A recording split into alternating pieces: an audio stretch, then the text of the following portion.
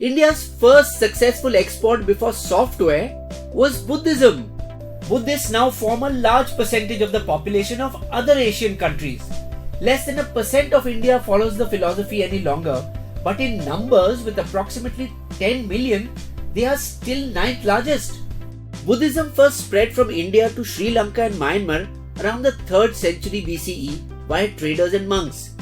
China in the 1st century AD, and later it passed into Korea by the 4th and Japan by the 6th century. With so many followers around the world, no wonder the Buddha is laughing.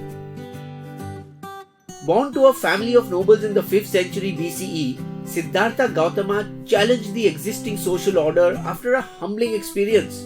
By birth, one is not an outcast. By birth, one is not a Brahmin. By actions, one is an outcast. By actions, one is a Brahmin. Purposefully shielded from the harsh realities of life for his first 29 years, he chanced upon it all at once. What's going on?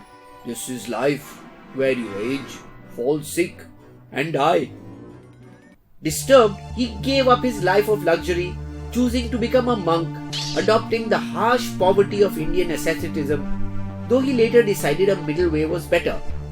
During his roamings across North India in his search for truth, one day he sat under a beautiful tree with its large spreading branches and started meditating. That tree is believed to be the Bodhi tree, or the tree of awakening. Becoming deeply absorbed in meditation, he stayed there for 7 long years, reflecting on his experiences of life, until enlightenment came. Around this tree, the Buddhist Emperor Ashoka built the Mahabodhi temple, which is their holiest shrine. Today, Buddhists from all over the world come to this temple in pilgrimage. Most Indians think that foreign tourists come only to visit these places, Delhi, Agra, Rajasthan, Goa, or the South Indian temples. But almost a fifth, or 18% of total foreign tourists came to India from Buddhist countries, a large percentage of them for pilgrimage. The most important places for Buddhists are Lumbini in Nepal, where he was born, Kapilavastu on the India-Nepal border, where he likely grew up, Bodhgaya in Bihar, where he attained enlightenment, Sarnath in Uttar Pradesh, where he delivered his first sermon, Nalanda, which became the great center of Buddhist learning, Rajgir and Vaishali both in Bihar, where he lived and gave his last sermon, and Srivastava and Kausambi, where he also preached, Kushinagar in UP, where he died. Buddhist monks remained in Kushinagar till the 12th century, until the Turkish Sultanate in Delhi under Kutubuddin Aybak destroyed the site. The site was rediscovered by British archaeologist Alexander Cunningham and A.C.L. Carlyle in the late 19th century, who also unearthed the 1500-year-old Buddha image. The Ministry of Tourism is encouraging the Buddhist Circuit pilgrimage with a special luxury train, Mahaparnivana Express, which has recently been revamped.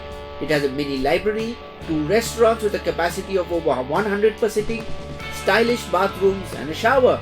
This train begins from Delhi and goes through Bodhgaya, Rajgir, Varanasi, Gorakhpur, Lumbini, Kushinagar and Sravasti. And as a bonus, ends with a tour of the Taj Mahal. The Indian Railways often have discount schemes, so do check their website. You can plan your own itinerary.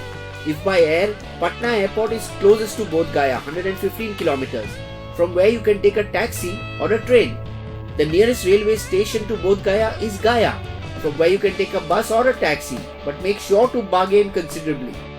We don't suggest to drive there, as there are still several stretches of poor roads. However, the few roads constructed by the Japanese government along the pilgrimage route are top quality.